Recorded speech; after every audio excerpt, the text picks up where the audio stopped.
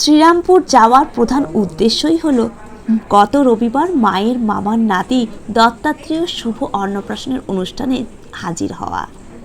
দেখা হলো আমাদের সেই খুদেটির সাথে। এত চারিপাশে ভিড়, তবুও ওর কোনো হুঁশই নেই। কি সুন্দর দেখছে অবাক দৃষ্টিতে। অনেক আত্মীয়দের সাথেও দেখা হলো অনেকদিন পর। এ এক অন্যরকম ভালো লাগা। যাই হোক, অনুষ্ঠানে দেখি একটি মিষ্টি গোপালও এসে হাজির। এবার আসি জমজমাট মেনুর প্রসঙ্গে। মেনু কার্ডের ঝলক রইল তোমাদের জন্য।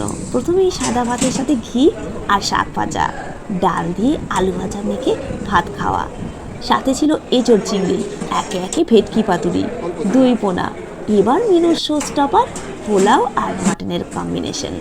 পাতে পড়ল আমের চাটনি, পাঁপড়, রসগোল্লা, সন্দেশ, আইসক্রিম আর পান স্টলে।